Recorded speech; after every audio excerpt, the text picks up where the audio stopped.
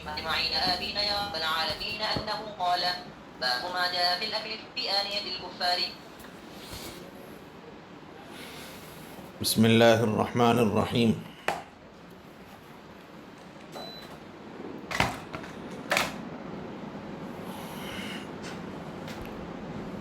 کفار کے برتنوں میں کھانے کا کیا حکم ہے؟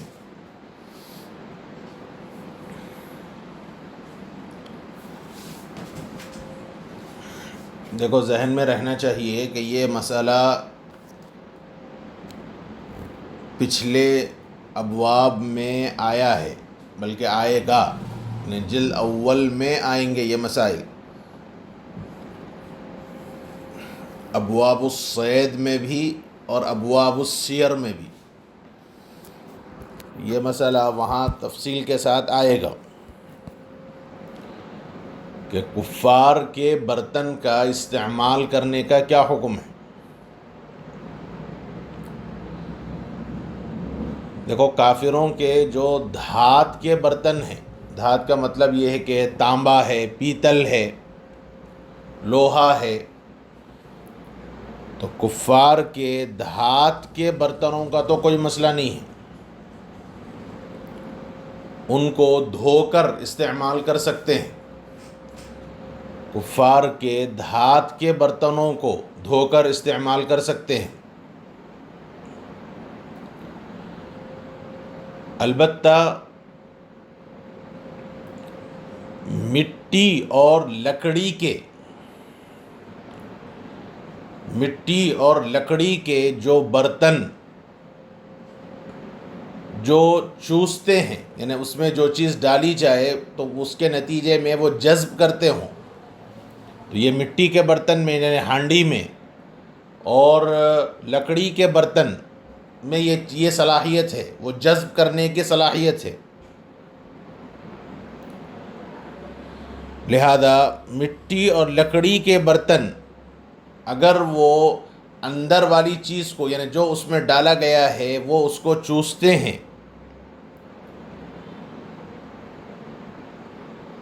تو اب یہ دیکھا جائے کہ وہ پاکی میں استعمال ہوئے یا ناپاکی میں استعمال ہوئے۔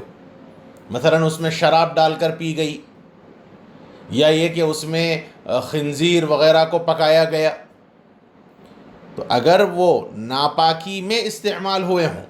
یعنی وہ برتن جو لکڑی کے ہوں یا مٹی کے ہوں، یعنی اندر والی چیز کو چوستے ہوں، تو اب یہ دیکھا جائے کہ وہ اس کا استعمال کہاں ہوا ہے۔ اگر اس کا استعمال ناپاکی میں ہوا ہے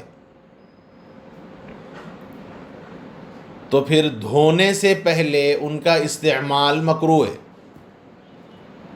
دھونے سے پہلے ان کا استعمال کرنا مکروہ ہے۔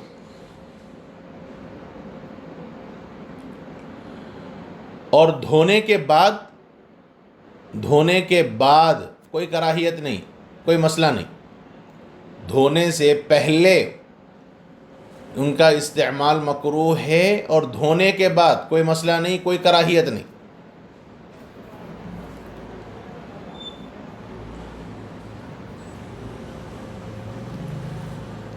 نہیں، دیکھو، مجھ سے غلطی ہوئی تھوڑی۔ وہ برتن جن میں جو مظروف کو، یعنی اندر والی چیز کو چوستے ہیں، تو اب یہ دیکھا جائے کہ وہ پاکی میں استعمال ہوا یا ناپاکی میں استعمال ہوا۔ اگر وہ برتن پاکی میں استعمال ہوا، ناپاکی نہیں، اگر وہ برتن پاکی میں استعمال ہوا ہے، ناپاکی کا کٹ کرو، اگر وہ پاکی میں استعمال ہوا ہے تو حکم یہ ہے کہ دھونے سے پہلے ان کا استعمال مکروہ ہے، دھونے سے پہلے ان کا استعمال مکروہ ہے، اور دھونے کے بعد کوئی کراہیت نہیں، استعمال کر سکتے ہو۔ اور اگر وہ برتن ناپاکی میں استعمال ہوا ہے، تو پھر ان کا استعمال کرنا، یعنی ان کا پاکی سے پہلے استعمال کرنا جائز نہیں۔ ان برتنوں کا پاکی سے پہلے استعمال کرنا، یعنی پاک کرنے سے پہلے استعمال کرنا جائز نہیں ہے، اور دھونے کے بعد مجبوری میں استعمال کر سکتے ہیں، دھونے کے بعد مجبوری میں استعمال کر سکتے ہیں۔ دیکھو اب یہ ذہن میں رکھو خلاصہ کہ کافروں کے برتن کی دو حیثیتیں، سب سے پہلے برتن کی دو حیثیتیں، پہلا برتن یہ کہ وہ دھات کا ہے یا وہ مظروف کو چوسنے والا ہے۔ دھات سے مراد تانبا، پیتل، لوہا وغیرہ، یعنی سلور وغیرہ سب اسی میں آئیں گے۔ تو وہ دھات والا ہے یا مظروف کو چوسنے والا ہے؟ اگر وہ دھات والا ہے تو پھر اس کا حکم یہ ہے کہ وہ اس کو دھو کر استعمال کر سکتے ہیں، کوئی مسئلہ ہی نہیں، اس کو دھو کر استعمال کر سکتے ہیں، کوئی مسئلہ نہیں۔ اور اگر وہ برتن مظروف کو، یعنی اندر والی چیز کو چوسنے والا ہے، چاہے وہ لکڑی کا ہو سکتا ہے، چاہے وہ مٹی کا ہو سکتا ہے، تو اب اس کی دو حیثیتیں، وہ جو مظروف کو چوسنے والا برتن ہے اب اس کی دو حیثیتیں، یا تو وہ پاکی میں استعمال ہوا ہوگا یا وہ ناپاکی میں استعمال ہوا ہوگا۔ اگر وہ ناپاکی میں استعمال ہوا ہے، نہیں بلکہ پاکی، اگر وہ پاکی میں استعمال ہوا ہے، اگر وہ مظروف کو چوسنے والا برتن پاکی میں استعمال ہوا ہے، تو پھر ایسی صورت میں بغیر دھوئے اس کا استعمال کرنا مکروہ ہے، اور دھو کر استعمال کرنے میں کوئی حرج نہیں۔ بغیر دھوئے اس کا استعمال کرنا مکروہ ہے، اور دھونے کے بعد اس کا استعمال کرنے میں کوئی مسئلہ نہیں، کوئی کراہیت نہیں۔ اور اگر وہ مظروف کو چوسنے والا برتن ناپاکی میں استعمال ہوا ہے، یعنی اس میں شراب بنائی گئی، اس میں خنزیر پکایا گیا، یا اس میں غیر غلط چیزیں ہوئیں، تو پھر ایسی صورت میں بغیر دھوئے اس کا استعمال کرنا جائز ہی نہیں ہے، بغیر دھوئے اس کا استعمال کرنا جائز نہیں ہے۔ اور دھونے کے بعد بدرجہ مجبوری، یعنی اس کے علاوہ کوئی اور برتن ہے ہی نہیں، اس کے علاوہ کوئی برتن تمہیں ملتے ہی نہیں، تو بدرجہ مجبوری اس کا استعمال کرنا جائز ہوگا۔ دیکھو یہ مسئلہ برتنوں کا ہے، اور جہاں تک مسئلہ ان کے پانی کا ہے، جھوٹا پانی کا، یا ان کے استعمال شدہ کپڑوں کا، تو وہ بالکل پاک ہیں، جیسے مسلمانوں کا پانی پاک ہے، مسلمانوں کے کپڑے پاک ہیں، ایسے ہی وہ بھی پاک ہیں۔ ہاں الا یہ کہ وہ اگر ناپاکی سے بچتے نہیں ہیں، جیسے مسلمان آدمی پاکی ناپاکی کا خیال رکھتا ہے، وہ اگر ناپاکی سے پاکی کا احتیاط نہیں کرتے تو پھر اس کا استعمال جائز نہیں ہے۔ اگر وہ ناپاکی سے بچتے نہیں ہیں تو پھر ان کے کپڑوں اور ان کے پانی کا استعمال جائز نہیں ہے۔ اور اگر معلوم نہ ہو، مثلا آپ سفر میں ہیں، ایک مثال دے رہا ہوں، آپ سفر میں ہیں اور وہاں آپ کو کوئی پانی دستیاب نہیں ہے سوائے ایک غیر مسلم کے،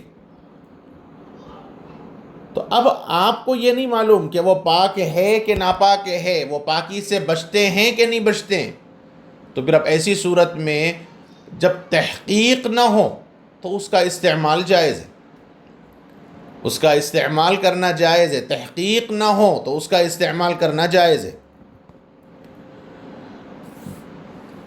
ویسے یہ مسئلہ تفصیل سے آگے پھر اس سے پہلی جلد اول میں ابواب الصید میں اور کتاب السیر میں آئے گا۔ دیکھو یہ روایت ہے، پہلی روایت حضرت ابو ثعلبہ رضی اللہ عنہ، حضرت ابو ثعلبہ خشنی رضی اللہ عنہ روایت کرتے ہیں کہ حضور اکرم صلی اللہ علیہ وسلم سے مجوسیوں کی ہانڈیوں کے بارے میں پوچھا گیا۔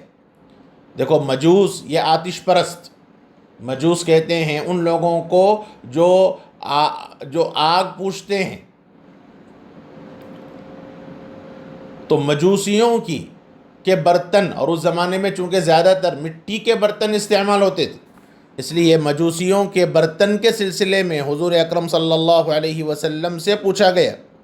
تو حضور اکرم صلی اللہ علیہ وسلم نے فرمایا انقوہ غسلا، حضور نے فرمایا کہ ان کو خوب اچھی طرح دھو لو، اس کو خوب اچھی طرح دھو لو اور پھر اس میں پکاؤ، یعنی خوب اچھی طرح دھو لو تو اس کا استعمال کر سکتے ہو۔ اور پھر اس کے ساتھ ساتھ حضور اکرم صلی اللہ علیہ وسلم نے ہر کچلی میں نے بتلایا جو لمبا دانت ہوتا ہے، حضور اکرم صلی اللہ علیہ وسلم نے ہر کچلی دار دانت والے درندے کو منع فرمایا۔ دیکھو یہ حدیث 2 سندوں سے آئی ہے، یہ حدیث 2 سندوں سے آئی ہے۔ پہلی سند ہے جو ابھی کتاب میں آئی ہے، عن ایوب عن ابی قلابۃ عن ابی ثعلبۃ، یہ پہلی سند ہے۔ اور دوسری سند آگے آ رہی ہے اگلی روایت میں، علی بن عیسیٰ والی روایت میں، عن ابی قلابۃ عن ابی اسماء الرحبی عن ابی ثعلبہ۔ دیکھو ایک سند متصل ہے اور ایک سند منقطع ہے،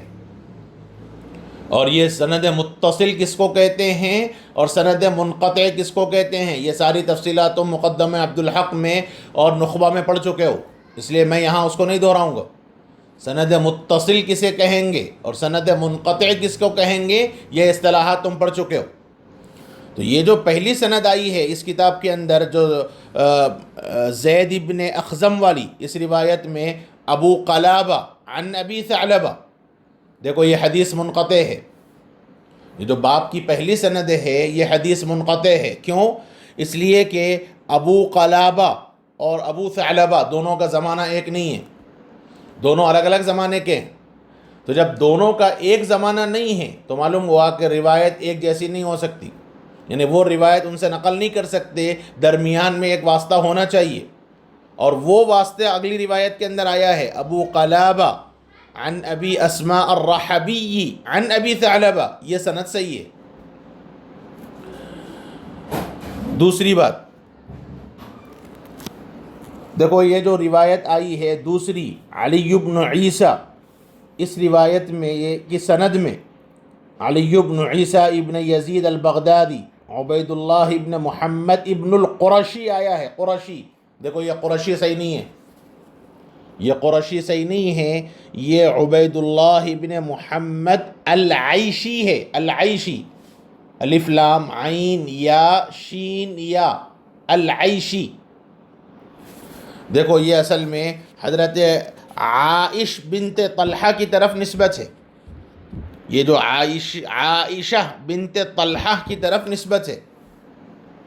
اس لیے یہ جو ہندوستانی نسخوں میں محمد ابن القرشی آیا ہے یہ غلط ہے، محمد ابن عبید اللہ ابن محمد العیشی ہونا چاہیے۔ ایسے ہی پہلی سند میں، حدیث شریف کی پہلی سند میں زید ابن اخزم الطائی قال حدثنا مسلم ابن قتیبہ آیا ہے،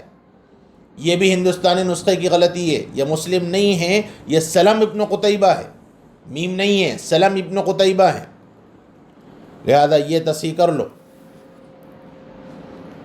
تو یہ جو دوسری روایت ہے ابو ثعلبہ خشنی کی، اس روایت میں ایک بات تو یہی پوچھا گئی کہ یا رسول اللہ، ہم اہل کتاب کی سرزمین میں رہتے ہیں، یعنی وہاں رہتے ہیں تو ہم ان کے برتنوں میں کھاتے پیتے ہیں، ان کے برتنوں میں پکاتے ہیں۔ تو حضور اکرم صلی اللہ علیہ وسلم نے فرمایا کہ دیکھو اولاً تو احتیاط کرو،